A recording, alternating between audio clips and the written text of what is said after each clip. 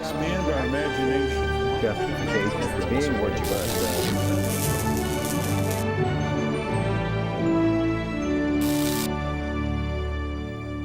Welcome to Washington Unplugged. I'm Jan Crawford. In an interview on Fox News last night, Sarah Palin lashed out at criticism she received in the wake of the tragic shooting in Tucson. Now, these were the first comments Palin's made since she released a video. In that video, of course, she called connecting her politics to the shooting a blood libel. Let's take a look at Sean Hannity's interview with the former Alaska governor to start things off. Me, and this isn't about me, and my response 4 days after this horrendous event. And in my response, I talked about defending those who were innocent, had nothing to do with the shooting, and my defense wasn't self-defense, it was defending those who were falsely accused. I found out right away because... Now, joining me to discuss this interview last night's conservative commentator Amy Holmes. Of course, she's co-host of America's Morning News. And for Politico, we've got Andy Barr, the national political reporter who keeps us up on all things that matter in today's debate. I'm going to start with you, Amy. When we just saw this first bite from Sarah Palin's interview last night, she's talking about her defense was defending those who were falsely accused. That's why she released that video in the wake of the shootings. Who was she talking about when she's saying the people who were falsely accused? Well, she mentioned Rush Limbaugh, who the sheriff had come out and railed against immediately after this incident. Also Mark Levin and other conservative talk radio people, commentators, and the Tea Party movement. She referenced Tea Party patriots a number of times, and she also meant herself, because she had been very specifically talked about because of that target map of Sarah Palin's. And, clearly she was feeling very attacked by this, and she wanted to go and defend herself and vindicate herself. Now, what was your assessment of some of the debate and the tone of some of the comments in the wake of the shooting? I mean, obviously, people did immediately say Jared Loughner was kind of reacting, in response to some of the comments that we heard on talk radio. I don't know, Sure. I guess your name got in the mix, but... Yeah, my name did get into the mix, fortunately. There were a couple of things that I noticed immediately, which was that the media was so focused on the headline names, Congresswoman Giffords and the federal judge, and it took them a long time to name the other victims at the shooting, including those 6 people who lost their lives. So we saw that the media seemed to be preferring and privileging some of our citizens over others, depending on their title. They're known to more people, so that would make them. The media wasn't even interviewing their families. But do you think the media? Does Sarah Palin have a point? I think indeed she does. And the other thing that I noticed was that the media was latching on to what it called this narrative of what may have inspired this shooter or set this person off, without just doing the basic investigation. Who is Jared Loughner? What was he influenced by? What did he write on the internet? And the more we found out about Jared Loughner, the clearer it became he was not inspired by politics whatsoever, that he was really a deranged person. And now we're learning that tends to be the case with people who go to political rallies to attack politicians. Now, Andy, if we could bring you in here. Obviously, Palin waited, 4 days before she kind of had her response to some of the criticism in the wake of the shootings. What was your assessment of it? I've seen polls that a lot of Americans didn't think all that highly of it. Well, first I wanted to get to some of the reporting of this. Is that there were undoubtedly mistakes made that weekend in the reporting of the story, but the public figures were named because you can name the public figures. The hospital has to release the names, and they have to get consent to do so. So that's why they weren't first reported. But in terms of polling, she's taking a hit. I think they don't deserve any sort of blame for this incident. It's clear that he was not motivated at all by her and may not even have heard of her or this map. But, I think they seriously bungled their response to this. And she wasn't quite right in the way she framed her response. They did have a statement on Saturday. They did have one of their aides do an interview. And then... Whoa, let me stop you there, because obviously in that interview over the weekend, one of her aides said, look, those were not crosshairs on those maps. Those were, surveyor sites? Right, and then last night she said they were crosshairs. Right, and she said that that's not that original either. Democrats have used those. Does that just kind of add to this confusion or kind of further in people's minds their views? We've already decided, we've made up our mind on Sarah Palin. It does, but I think this speaks more to them bungling the response than it does any actual responsibility she has. They've kind of been back and forth on what those symbols actually meant, and they're totally in the right that kind of analogy, those kind of symbols are used on all sides, and that's something that a lot of people are assessing in the wake of this. But you know, the narrative on this was starting to shift last week. It was starting, you know, there were those early and I think unfair stories, you know, pointing the finger at her, pointing the finger at Limbaugh and all the others when there was no proof of that.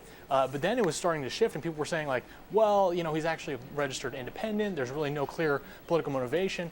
And I think if she had been, you know, kind of stood up and was the bigger person or just let this pass, she would have gotten out of this. But instead she has this kind of, you know, video statement, which for 75% of it was perfectly on message and striking the right tone, and then she dips into this kind of bizarre statement and the blood libel thing, and that just redirected it in a very negative way for her. Well, let's play another bite from her interview last night with Sean Hannity when she talks about why she decided to release that video.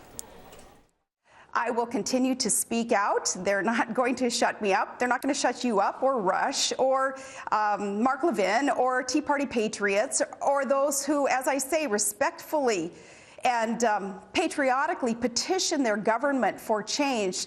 They can't make us sit down and shut up. And if they ever were to succeed in doing that, then our republic will be destroyed. Not necessarily me being sat down and shut up, but having the voice of respectful dissent being shut up. That would destroy our republic. Now, Amy, Andy was just talking about the tide was really starting to turn. I mean, you know, originally people kind of jumped in and said this is all about the rhetoric, you know, the very irresponsible, as it was characterized, rhetoric of people like Sarah Palin on the right and the crosshairs. But people were starting to take a breath. Then she came out with the video, and that stirred up things again. I mean, she's saying they're not going to shut me up. The media's not going to shut me up. But would she have been better off just to have shut up? Well, I think that you're right in the sense that, you know, the narrative was shifting. We saw public polling that showed that the American people did not buy this idea that political rhetoric or the right, more specifically, was responsible for the, you know, the murderous acts of Jared Loughner. But I would have advised her to just sit and wait and watch the president's speech, and then if she wanted to offer a reaction, she could. And I think that we did see that the president's speech, that conservatives, many of them across the board, really appreciated what the president had to say. Yeah, I think the polls showed 80% of the people were very supportive and supported his remarks. Yes, and conservatives appreciated that he, too, said that Jared Loughner was not motivated or inspired by political rhetoric. But if this is an opportunity to have a more civil discourse, let's take it.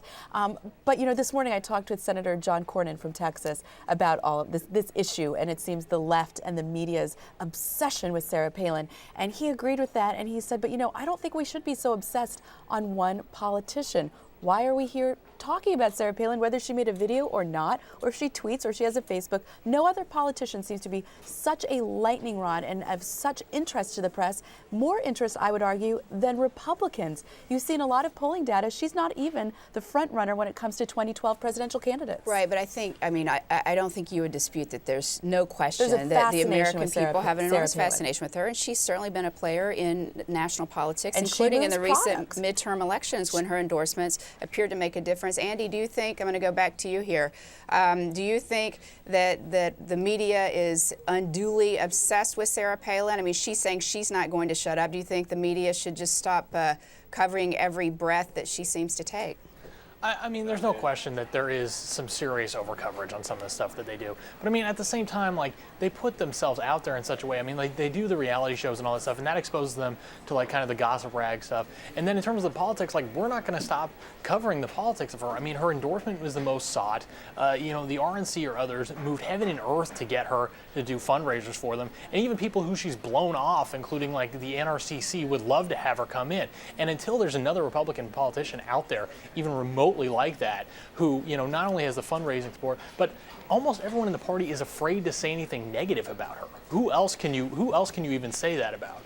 You know, until she stops being that kind of political force, you know, I think all the kind of like obsessive coverage that we and others do of the politics of her and the huge footprint she's going to have in this 2012 race, whether she runs or not, I think is totally fair game. Well, now, Amy also mentioned we're talking about comparing her response to the president's. She talked about that too last night in her interview with Sean Hannity. Let's play that clip too, because she's a little critical of the president's response when he gave the speech at the University of Arizona. Let's take a listen to that. Well, I thought that there were parts of it that really hit home, that all of us can hold on to and can live out. Obviously, I agree with those who have said that the setting was a bit bizarre. It was kind of like a pep rally, kind of like a campaign stop, and that was unfortunate because that really did, the setting, distract away from the message. Now, obviously, this was an event organized by the University of Arizona. The president was invited to attend, so he didn't organize that. Is this, I'm going to tie together a few things here, because Andy had mentioned earlier that it seems like perhaps sometimes the response, they're bungling some of their responses, Sarah Palin's camp. And again, was this kind of an ill-advised statement to make? Would she have been better off just hitting the high road? He had nothing to do with the setting. Let's leave that aside. Well, you know, timing is everything. And at the time of the president's address, a lot of people took note of the audience reaction, that it was jarring. That we're talking about 6 people whose lives have been taken, others who have been injured, and a congresswoman who is struggling in the hospital as we speak. And, you know, the T-shirts and, you know, all of that. John Podhoretz wrote a column for the New York Post talking about the inappropriateness of this. I think where Sarah Palin's getting the criticism is, here it is, Monday, you know, after the weekend, and she's still, you know, harping on that issue. I think that it would have served her better to simply look forward and move forward. And I think of Ronald Reagan and his, you know, the 11th commandment, speak no ill of other Republicans. The Republicans tend not to want to criticize one another because of that.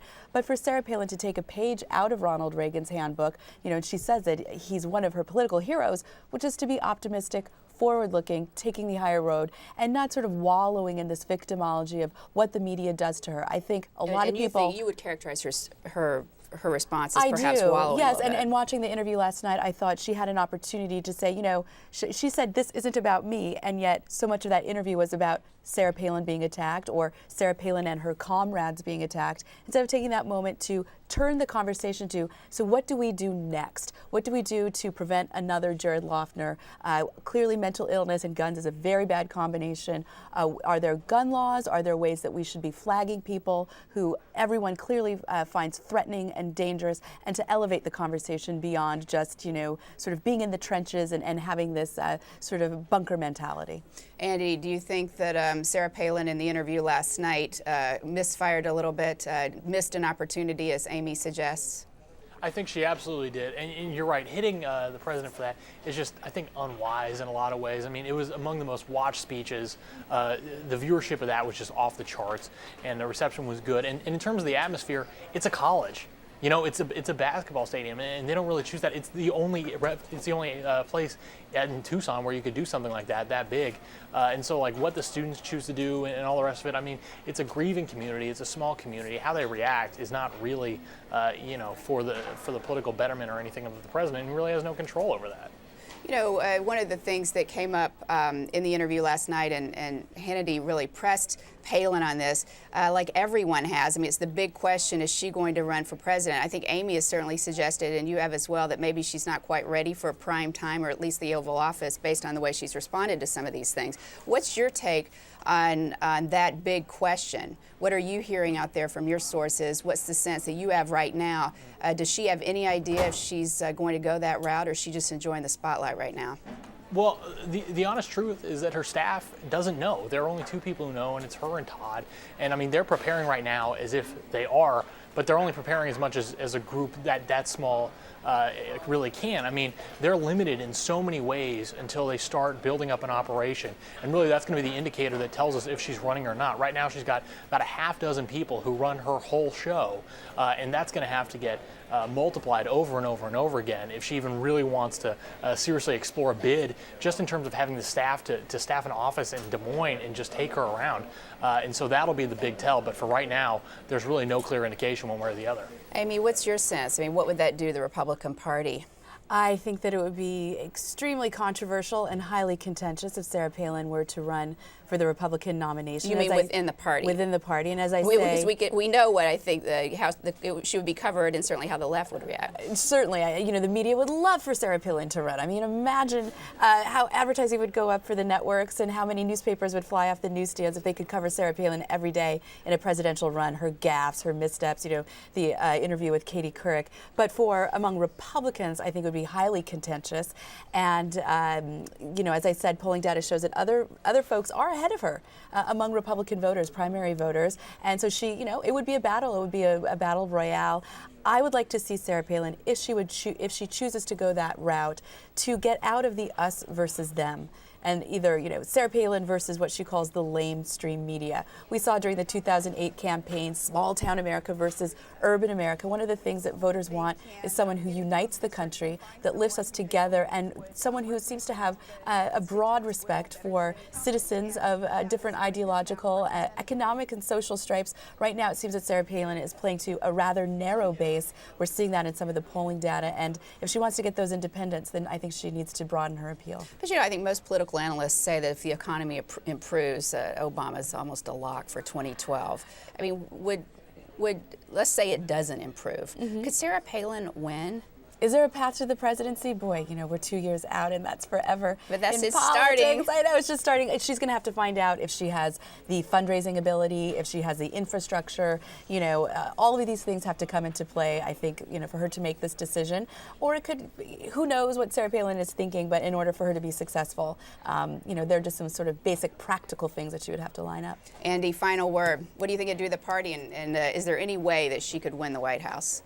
I don't know if there's a way that she can win the White House, but I mean, so much depends for her, if she's going to run, on what the rest of the field looked like. I mean, if Mike Huckabee's not in it, if Pence isn't in it, you know, if there's kind of like this opening where there's no social conservative to fill that void, and like, you know, let's say there's not really a candidate with a Tea Party mandate, you can see her stringing together a series of early states, Iowa, South Carolina, a lot of the states in the South encompass Super Tuesday, and then it's hard to say that she's not the nominee. Well, it certainly will make your job fascinating as the national political reporter for Politico, Andy. So thanks a lot for your thoughts. And Amy, thanks so much for joining us. And that is it for Washington Unplugged today. I'm Jan Crawford. We will see you back here tomorrow on CBSNews.com. Have a good day.